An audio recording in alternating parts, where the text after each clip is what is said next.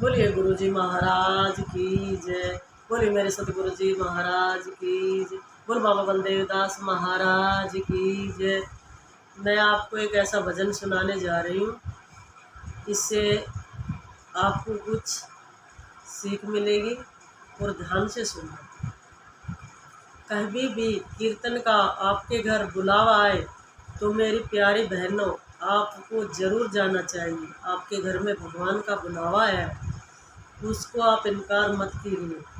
चाहे आपने 1 घंटे की हाजिरी लगानी हो, लेकिन आपने दरबार में ज़रूर जाना चाहिए कीर्तन के स्थान पर। आया करो कीर्तन में, आया करो कीर्तन में थम आया कर।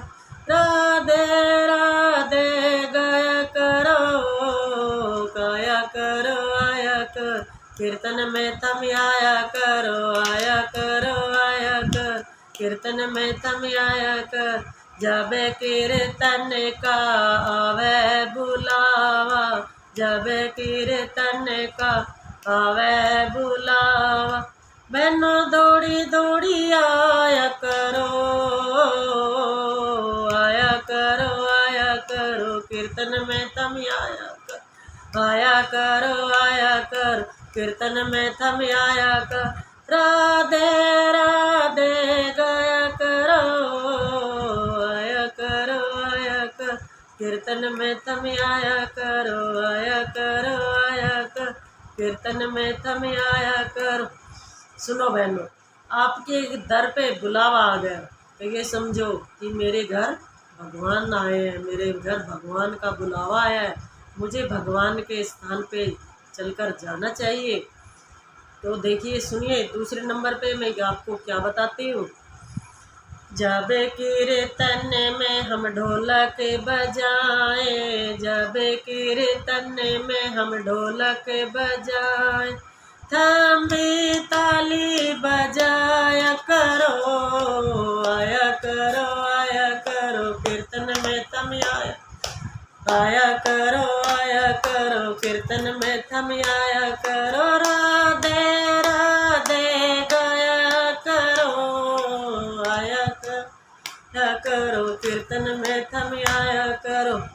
देखिए, जब बैठ के कोई भजन गा रहा है, भाई बहन कोई भी भजन गा रहा है, तो आपको ताली जरूर बजानी चाहिए।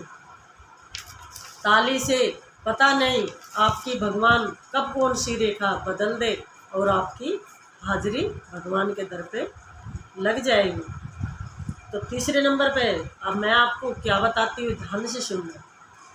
जब कीर्तन में मस्ती आए, जब कीर्तन में मस्ती आए, तब झूम झूम के नाचा करो, आया करो कीर्तन में थम आया करो कीर्तन में थम आया कर।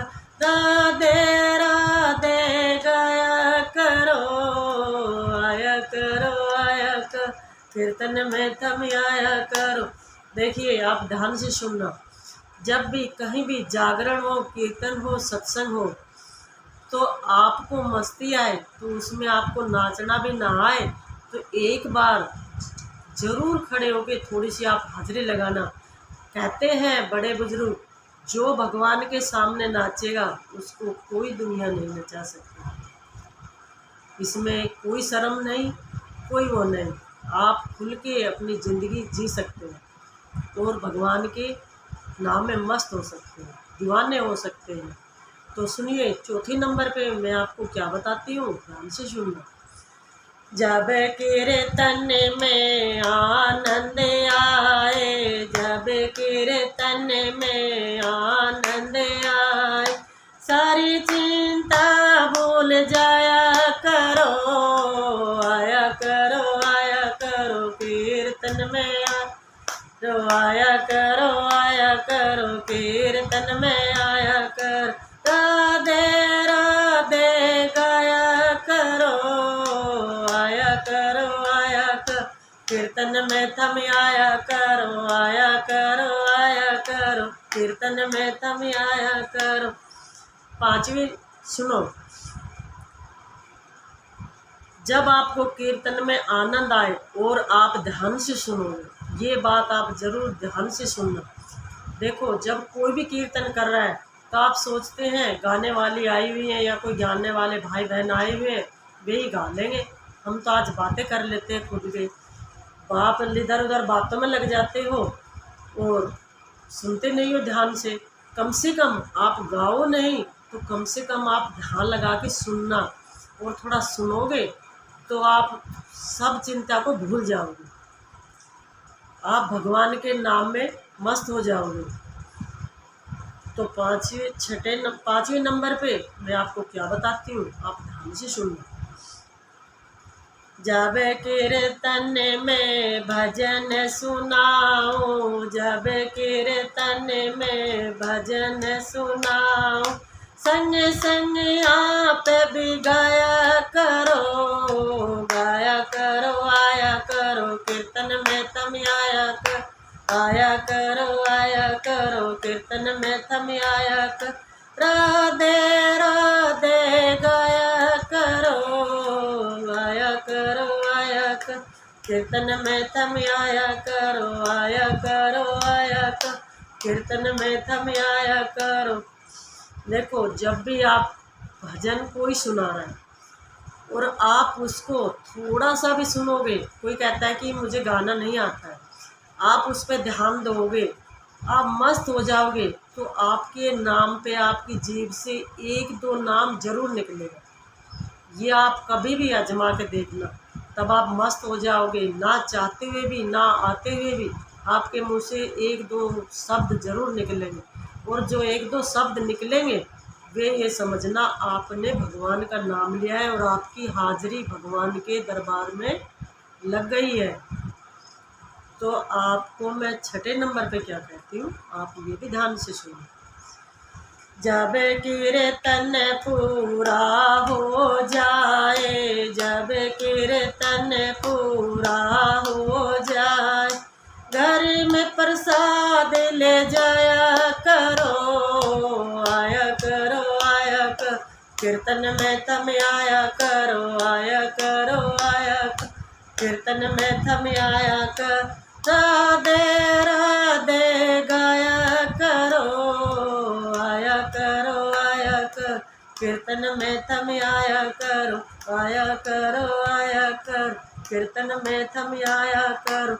मेरी सब बहनों से हाथ जोड़ के विनती है, आप कोई भी प्रसाद कैसा भी कुछ भी मिले, आपको पसंद है, किसी को बूंदी पसंद है, किसी को पेठे की मिठाई पसंद है, किसी को लड्डू पसंद है, किसी को बनाना पसंद है, किसी को सेब पसंद है, आपको कीर्तन में कुछ भी मिल जाए, जब हम या कोई और भी कीर्तन में बैठ के भजन गाते हैं, सुनाते हैं, और आप बैठते हो 2 घंटा 3 घंटा 4 घंटा और प्रसाद भगवान के दरबार में रखा होता है, तो ये समझ लो कि वो प्रसाद अमृत बन जाता है।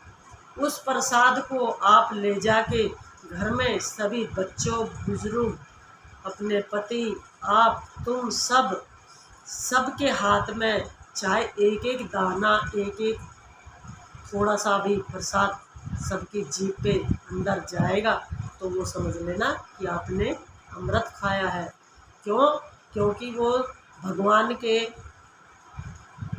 सामने रखा हुआ था और वहाँ पे भगवान का पहरा लगा हुआ था, और हमने अपनी श्रद्धा से आपको भजन सुनाए, हाजिरी लगाई, आपकी अरदास लगाई, आपका दुख निवारण ज़रूर आपने भगवान ने काटा होगा, और आप उस पर अमल करना। बहुत से ये कहते हैं कि मीठा लाए बच्चों को नहीं देंगे और उसके कुछ भूत प्रेत लग जाएंगे, ऐसा कुछ नहीं है। जब भी भगवान का भजन होता है, कीर्तन होता है, तो हनुमान जी का पहरा लग जाता है। भगवान तो राम के दीवाने हैं, राम के नाम के, राम का जैसे जहाँ नाम सुना वहाँ हनुमान जी का पहरा लग जाता है। फिर भी आपको थोड़ी सी शंका हो, तो पहले तो चूल्हे होते थे, हारी होती थी, तो उस आग पे ऐसे घुमा लेते थे। अब आपके घर में गैस है, गैस पे वो प्रसाद गैस चला के 2 बार उसको ऐसे घुमा लेना और बच्चों को दे देना। तो मेरी बहनों प्रसाद बच्चों को ज़रूर दिया करो, उससे थोड़ी सी बुद्धि सद्बुद्धि भगवान देंगे और उसका बेड़ा पार हो जाएगा, आपकी नैया पार हो जाएगी और आपको मान सम्मान जरूर मिलेगा। आपके जीवन में दुख सुख उतार चढ़ाव आते हैं, उनको हंसकर और हिम्मत से जरूर काटने चाहिए, झेलने चाहिए। इस वक्त मैं भी बहुत भारे दुख में हूँ, लेकिन फिर भी मुझे भगवान का नाम सुनता है, मैं सब कुछ भूल जाती हूँ। राधे राधे, जय श्री राम।